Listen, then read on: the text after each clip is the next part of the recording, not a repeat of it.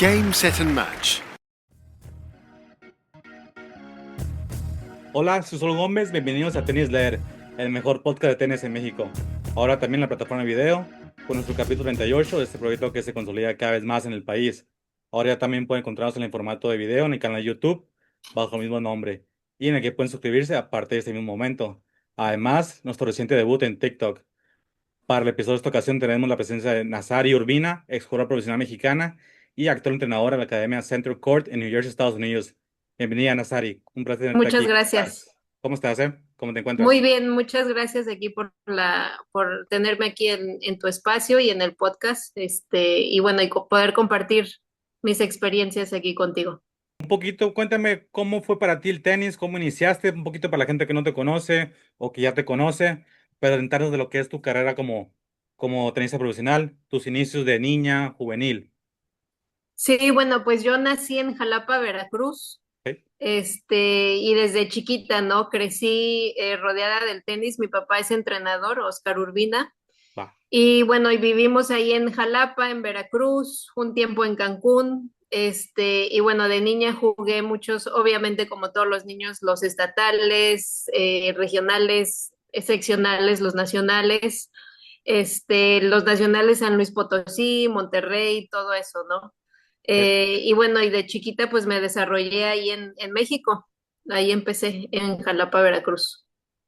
¿Cómo fue esa transición de, obviamente, de quizás entrar por gusto, un deporte pues muy exigente como el tenis, y convertirse ya en un atleta de alto rendimiento a tus 10, 12, hasta los 18 años que entraste a college? Sí, fue muy bueno. Digo, yo desde niña, mi papá fue mi entrenador hasta los 14 años y a los ¿Ok? 14 años, tanto a él como a mí, nos llegó la oferta de entrenar ahí en Acapulco con José Luis Clerc en la Academia de Uy. Batata. Y esa oportunidad, la verdad que a mí me ayudó muchísimo porque fue cuando yo di el brinco de jugar nacionales a jugar los torneos ITF juveniles. Y gracias a eso, digo, fue que me pude yo rankear y pude tener la oportunidad de irme a college. Entonces sí, yo creo que esa etapa fue de las más importantes que tuve en mi desarrollo como tenista. Esa transición de juvenil a la etapa de college, que es la verdad, a lo que he escuchado con los diferentes invitados aquí, Sí. es demandante en todos los sentidos, humano, social y obviamente deportivo. ¿Qué te motivó? ¿Cómo llegó esa oferta para llegar a Texas A&M en Estados Unidos? Sí, digo, te comparto ahí un poquito mi experiencia, ¿no? Como entrenaba en la academia y precisamente por eso creo que es muy importante también que tanto los papás como los jugadores sepan y tengan bien en claro los pasos. Ujú. Nosotros ahí, o sea, yo entrenaba 6 horas diarias, de lunes a viernes, 4 horas de tenis, 2 horas de físico.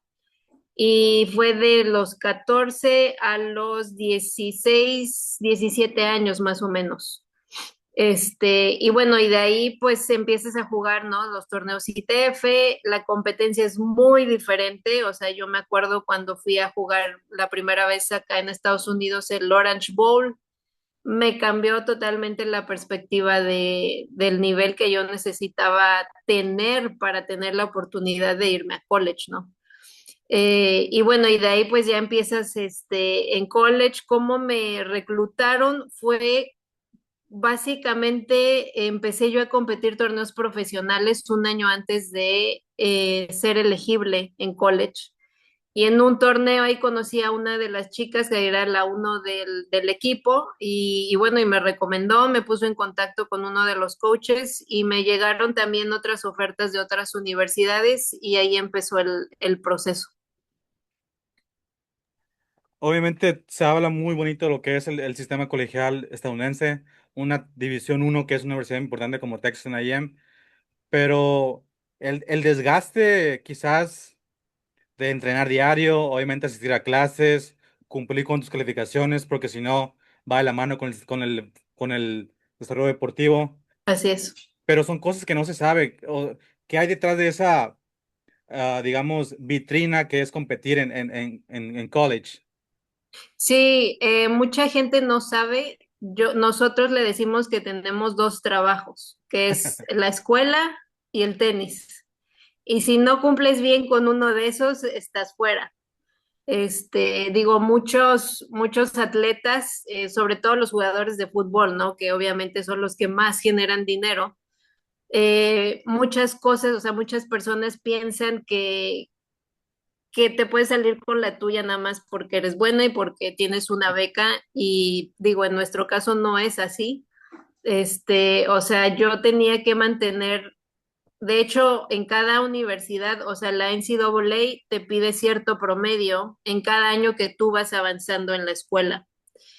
Luego, la conferencia por la que juegues también te pide cierto promedio cada vez que tú vas avanzando en la escuela, ¿no? O sea, tu primer año tienes que cumplir con cierto promedio, segundo, tercero, cuarto. Entre más estés cerca de graduarte, más es la exigencia de calificaciones. Y si no cumples con esos requisitos, te declaran no elegible y pues no puedes competir. Entonces eso también muchas personas no lo saben, que tienes que mantener ciertas calificaciones y cumplir con ciertas clases hacia tu major, hacia tu licenciatura, hacia, porque si no, pues no juegas. Entonces, si no juegas, obviamente te quitan la beca, ¿no? En el caso de las mujeres, digo, a nosotras nos dan las 8 becas completas porque, bueno, no hay equipo de fútbol. En el caso de los hombres, pues sí es más difícil porque ahí son nada más 4 becas completas a repartir, ¿no? Y entonces ahí en los hombres, pues es un poco diferente, pero en nuestro caso sí es, o sea, digo, yo no tuve la oportunidad, nunca vi que echaran a alguna de mis compañeras del equipo y eso, pero sí puede pasar precisamente si no se cumplen todos los requisitos. Veo un poquito de tu currículum que me hiciste compartir en tu etapa de college y obviamente desde el año de freshman hasta el último, con logros bastante importantes en tu carrera colegial, que va de nombrada jugadora a seguir la región de Texas. En el último año destacan muchos logros como ranking final del equipo Texas A&M, el número 4, finalista de campeonato nacional. Hay uno que destaca que me hace bastante interesante, es mejor jugadora mexicana rankeada del sistema colegial en este periodo 2009-2013. Veo que disfrutaste bastante lo que es la competencia deportiva en Estados Unidos, ¿no? ¿Qué te deja ese balance deportivo de 4 años de competencia dura y ardua? Sí, no, la verdad digo, el tenis es un deporte individual. Entonces, cuando vas y compites por algo más de ti, o sea, por tu escuela, que representas a tu escuela, que tienes el nombre atrás, en tu playera cuando compites, que ves a tus compañeras echándote porras, a tus entrenadores, cambia mucho la forma en cómo cuando compites, ¿no? Y la verdad es, o sea, es algo muy, muy divertido porque disfrutas mucho, o sea, no es, el tenis también es muy solitario. Entonces, cuando viajas con personas, con un equipo, lo hace todavía más divertido, más interesante. Y el representar a algo o algo más, le pone más significado a la competencia. Sí, ahorita que dices la frase del tenis es muy solitario, me recuerda lo que acaba de decir Djokovic el día de ayer, antier, sobre la frase de que no hay un tiempo para descanso, no hay nadie que entre por ti, No. esto es solo contra el mundo y eso lo hace más meritorio por parte de lo que ustedes hacen dentro de la cancha. Esa parte de formativa, obviamente deportiva, me lo he mencionado ahorita durante lo que va del capítulo, pero también como persona, hablamos de factores humanos, psicológicos y sociales. Estás en un país diferente al tuyo, otro Sí. idioma, 4 años fuera por lo pronto como colegial. ¿Cómo te influye esa transición de estar fuera de tu familia, hacer nuevos amigos, amistades? ¿Cómo te forma para bien como ser humano? Sí, no, digo, yo me fui de mi casa a los 19 años, ¿no? Y obviamente te da más allá del tenis y digo, de los resultados que tuve en mi carrera colegial, Yo creo que de las cosas que más estoy orgullosa es precisamente de eso, de las cosas que me dejó de todo el aprendizaje, los valores, la independencia, muchas cosas que te deja el estar en otro país, como tú lo has dicho, o sea, estás en otro país sola, en otro idioma, es otra cultura totalmente diferente a la nuestra, a la latina. Y dentro acá de Estados Unidos, digo, yo ahorita estoy en New Jersey, acá la gente es más fría, en Texas de alguna manera un poquito más la cultura mexicana, más cálida, más de familia, acá es lo opuesto, entonces hay que irse adaptando a cómo van saliendo, ¿no? Las circunstancias, pero sí, o sea, en tu carrera colegial yo creo que lo más que te deja es eso, el ser independiente y creo yo, digo, yo lo viví cuando estaba ahí compitiendo, eso te da mucha confianza en ti misma cuando vas y compites, porque digo, no tienes a papá o a mamá para resolverte las cosas, lo Wow. tienes que hacer tú, que si tienes que solucionar que el carro, que pagar la renta de la casa, que solucionar lo de tu visa de estudiante, estar al pendiente de tus papeles, pagar impuestos, o sea, todo este tipo de cosas uno lo tiene que hacer. No hay nadie más que lo haga. Entonces es igual que en la cancha de tenis y creo que en la vida, digo, al final así es, tú solo vas resolviendo, tú solito vas, a veces la vas a regar y vas a cometer errores, pero vas aprendiendo sobre la marcha. Sí, la verdad, Entonces la vida. sí, Ah, sí, perdón. Sí, la verdad, la vida te da muchas experiencias y esas experiencias hay muchos aprendizajes que a veces la mal aprendes, pero te terminan formando como buen ser humano funcional, la mayoría de los casos. sí, sí, sí, sí, te forman tu carácter, que es lo que al final te deja mucho el deporte. Oye, y un poquito también pasando, egresando a lo que es college de Texas A&M, ¿qué pasa para un jugador que egresa a la transición como profesional? Porque me han contado que es como jugador de college es pues infraestructura, raquetas, cuerdas, uniformes, pero sales de ahí y cambia totalmente el panorama. ¿Cómo es para poder transitar en lo que es esa jungla profesional, y en este caso la femenil para ti, cómo fue?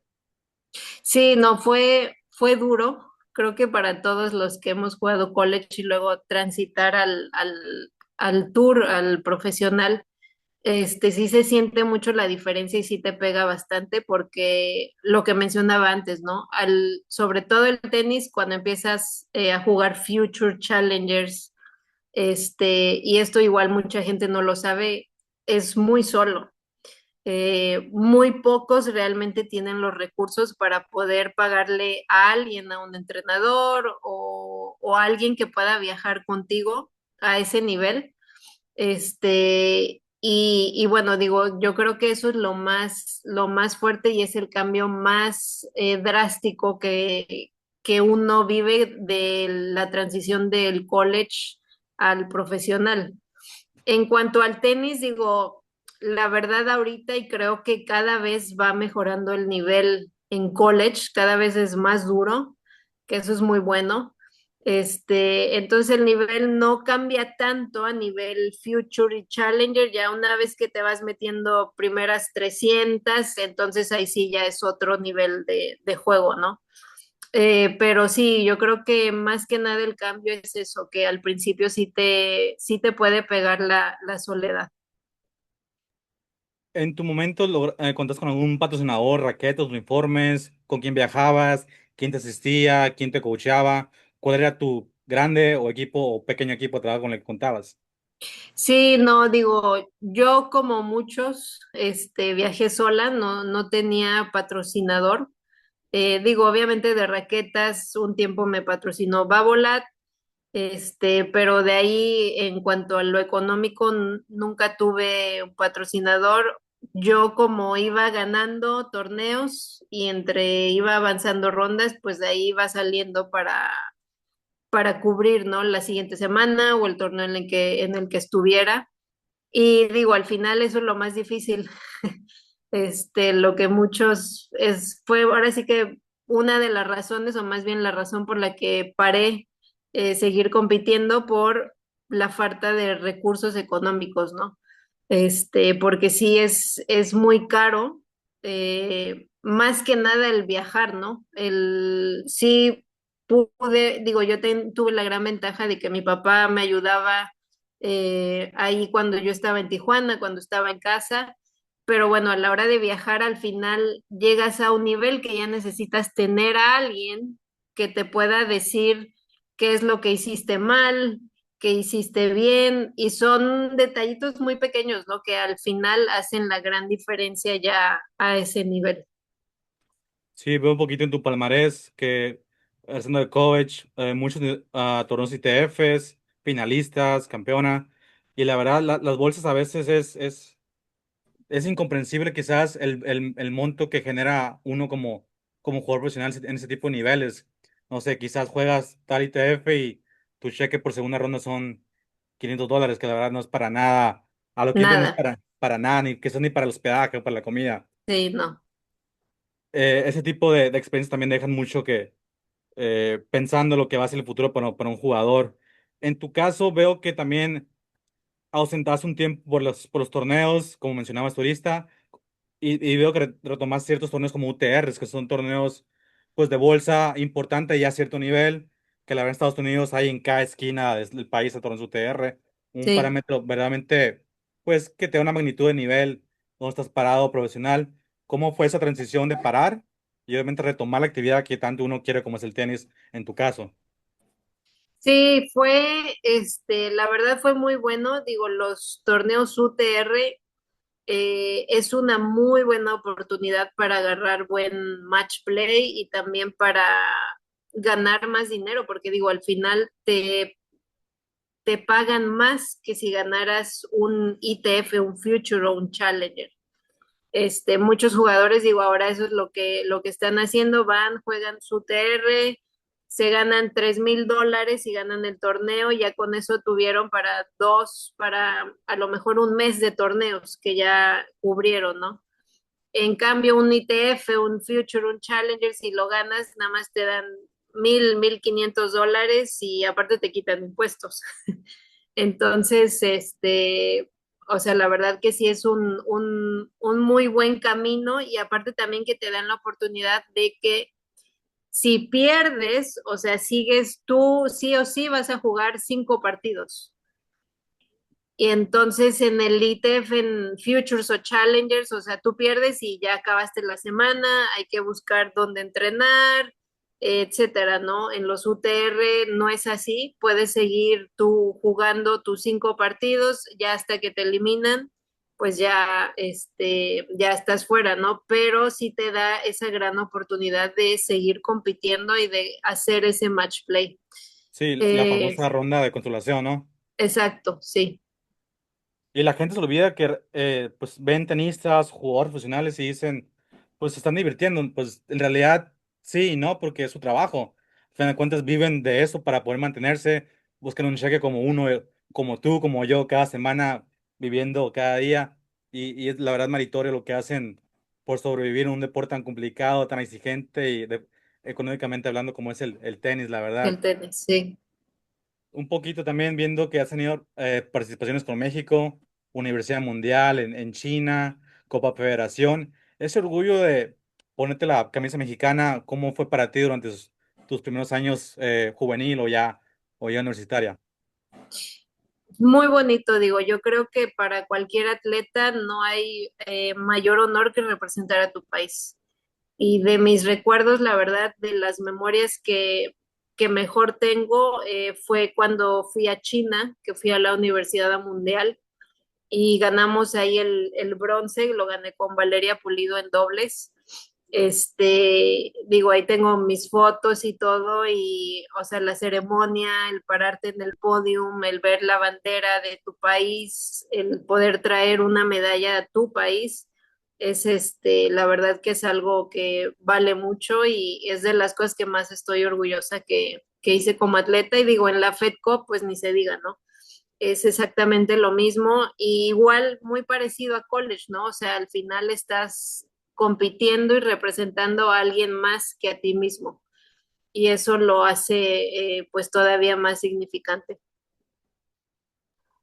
Me dijiste ahorita los motivos por los que dijiste, por los que decidiste parar el tenis, pero los motivos los conocemos, pero ¿en qué momento se toma esa decisión? ¿A partir de qué escenario, incidente dices tú?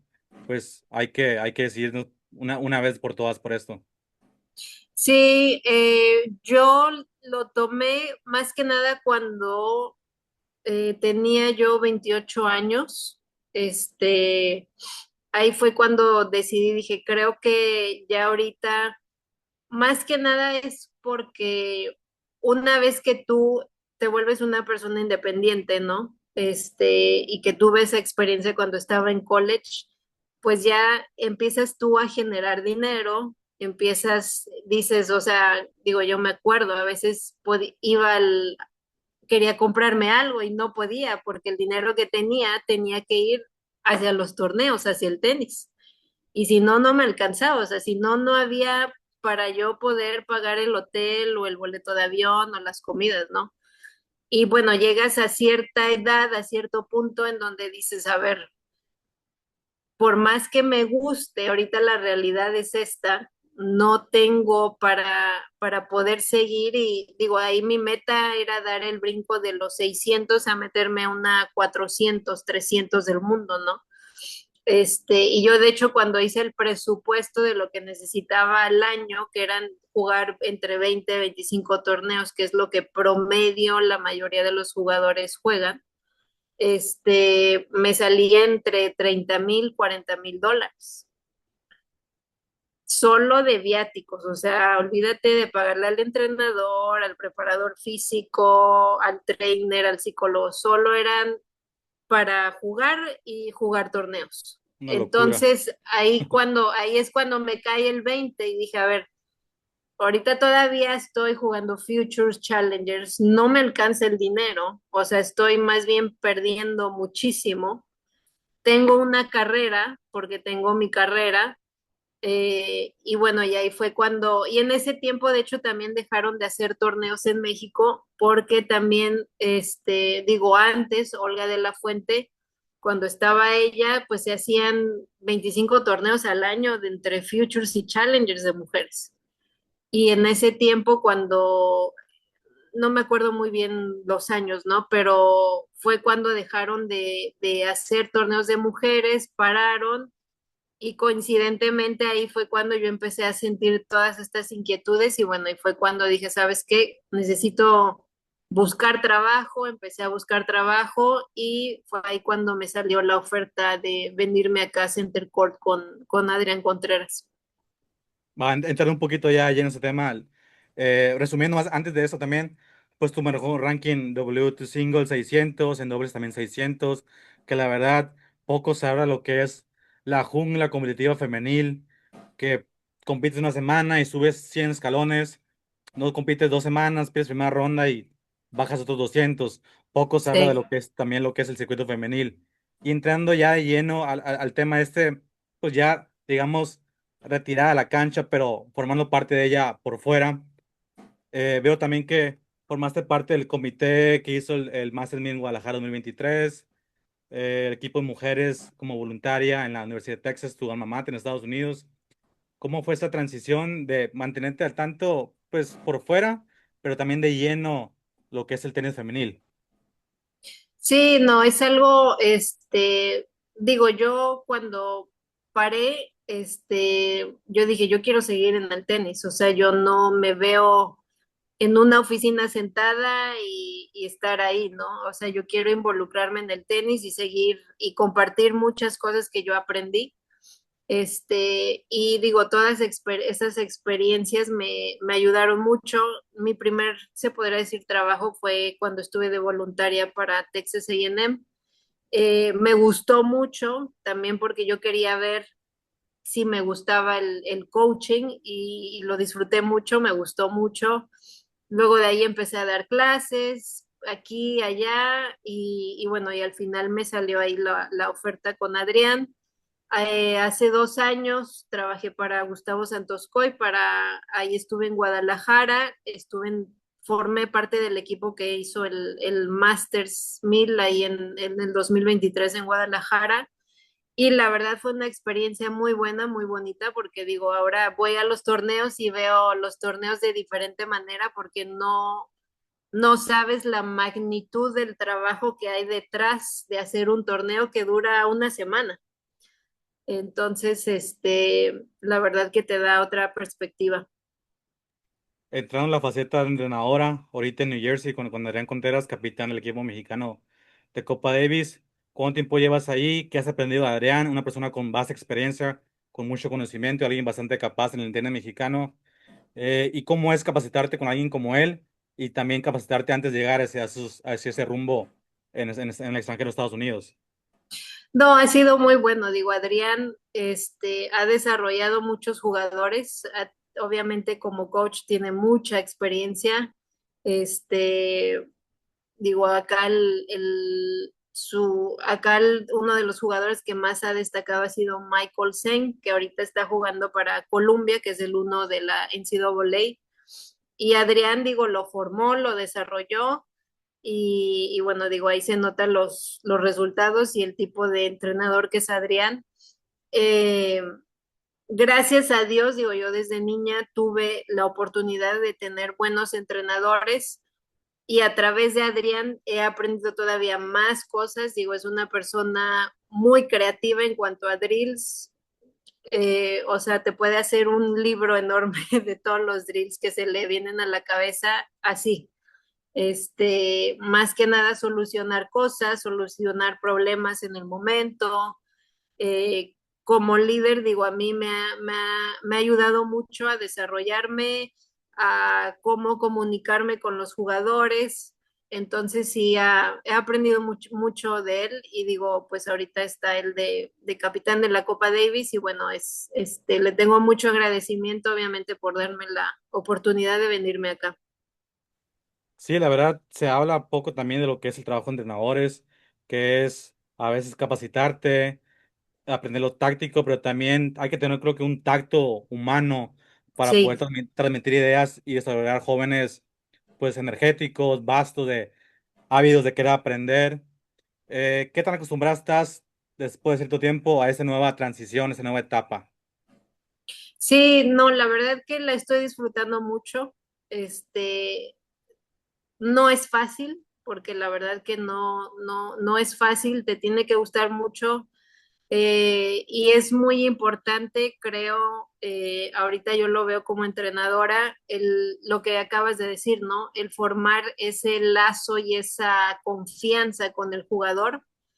Y desde un principio, ¿no? O sea, de las cosas que más he aprendido es que cada jugador es diferente, no los puedes tratar de la misma manera, la manera de comunicarte con ellos y con los papás es muy importante. Siempre tratar de ser clara, directa, pero también saber cómo ir manejando las relaciones y las cosas, ¿no? Pero bueno, sobre todo la relación con el jugador. Cuéntame un poquito de este curso entrenadora que me decías de la WTA que fuiste seleccionada el año pasado, de qué consta, cómo se divide, qué tantas fases, qué tanto aprendizaje y obviamente hablando de la importancia de que es capacitarse y actualizarse por un deporte que evoluciona como es el tenis. Sí, este es un programa que ellos empezaron, creo, hace 3 años, 3, 4 años. Un comité ahí de la WTA dijeron, ¿sabes qué? Necesitamos más entrenadoras, en el tour en general, o sea, no nada más como coach, pero también en otras áreas. Entonces empezaron a hacer este programa y bueno, y el programa, tú aplicas y hay un comité que te selecciona y te invita a ser parte del curso. El curso se divide en 3 fases, que la primera es presencial, tienes que ir, a mí me tocó ir a Orlando el año pasado, ahí en un club privado que tuvieron, Ok, y en esa fase dura 4 días intensos, o sea, es como ir a la universidad, pero de puro tenis. ok. Empiezas a las 9 de la mañana y terminas hasta las 6 de la tarde y todo es de tenis, ¿no? Tienes diferentes personas que te hablan de diferentes cosas, de psicología, de tácticas, de cómo organizar un calendario para un atleta profesional. Te enseñan muchas cosas, ¿no? Liderazgo, cómo relacionarte con los papás, físico, nutrición, todo esto, ¿no? Y bueno, ahí esa es la primera fase. Luego de ahí la segunda fase se divide en muchos webinars a lo largo del año porque el programa dura un año. Ok, Y la tercera fase te invitan a ir a un torneo WTA, y hacer un shadow coaching, ¿no? Que le llaman acá en Estados Unidos, que básicamente es eh, ser como la sombra de uno de los coach que ok. está con alguna de las jugadores profesionales. A mí me tocó estar con Hailey Baptiste, fui al torneo de Charleston, muy bonito torneo, y bueno, y aprendes ahí mucho, ¿no? Porque estás viendo realmente lo que hacen ellas, cómo entrenan, qué comen, cuántas horas descansan, cómo es su día a día, qué les dice el entrenador antes y después de sus partidos. Y bueno, de acuerdo al coach que te toque, porque bueno, la WTA te va haciendo equipo con alguno de los coaches que estén dispuestos pues a ser tus mentores por esos días. De acuerdo a eso y qué tan abiertos estén, pues ahí vas aprendiendo, ¿no? Pero sí es una muy buena oportunidad. Este año, de hecho, la mayoría de las chicas que estuvimos formando parte de este programa éramos latinas, y bueno, y es algo, una oportunidad muy, muy buena. Y bueno, y como yo le decía a Mike Anders es el encargado del programa, la verdad que esto le abre muchas puertas a las entrenadoras, no nada más en la cancha, pero creo que también en otros aspectos del tenis. En tu filosofía como entrenadora, a esta altura ya sentada en ese rol, esa faceta, ¿cuáles son los valores y principios que transmites a tus jugadores en la academia o qué tratas de enseñarles a ellos? Sí, primero que sean buenas personas, que tengan, o sea, ante todo creo que el tener buenos resultados y el ganar torneos es un extra, Ok, y eso digo, ya viene, es como un plus, ¿no? Pero creo que una de las cosas y también una de las razones por las que decidí ser coach fue porque a mí las personas que más me han impactado en mi vida fueron mis entrenadores en todos los aspectos, ¿no? Y muchos de los valores que me enseñaron ellos los he podido aplicar en mi vida a nivel ok. profesional, a nivel personal. Y creo que lo mismo, ¿no? Creo que nosotros como entrenadores tenemos un rol muy importante en la vida de un niño. Digo, yo lo veo el día a día, una palabra positiva, algo que le puedas dar a un niño, ellos enseguida lo absorben y se les queda muy presente. Ellos son, o sea, tú piensas que no te están viendo y no se dan cuenta, pero te están viendo. Entonces se les queda mucho lo que tú, cómo trabajas, cómo te comunicas con ellos. Entonces sí es algo, creo que es un rol muy, muy importante en la vida de los niños. Por último, ya para cerrar el episodio, tus planes a visión, digamos, visión a futuro. ¿Qué te gustaría lograr como entrenadora? ¿Qué te gustaría lograr en esa faceta? Sueños personales y profesionales en el tenis. ¿Para dónde apunta tu mirada dentro de este deporte? Sí, yo creo que una de mis metas es obviamente, digo, seguir acá involucrada, en la cancha y bueno, ir haciendo también más cosas, desarrollarme también en otras áreas, no nada más estar en cancha, pero también en otras áreas pues de mi carrera, digo, porque, también estudié eso, pero sí tratar de ayudar a mucha gente, a muchos niños. Yo, yo le llamo sembrar una semillita a lo mejor no en todas las personas, pero si puedo en una persona, y ya con eso ya se hace un poco el cambio.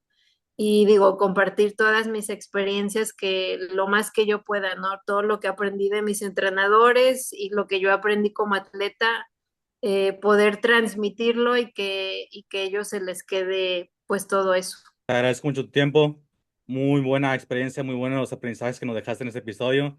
Y la verdad te deseo el mejor los éxitos para tu carrera como entrenadora. Sí, no, hombre, muchas gracias a ti, Saúl, y bueno, aquí estamos a la orden. Perfecto. De esta forma terminamos. Y gracias a todos por escuchar. Nos vemos pronto en Tenis Leer, el mejor podcast de tenis en México. Que también ya pueden encontrarnos en el canal de YouTube. No olviden suscribirse. Gracias. Nos vemos pronto.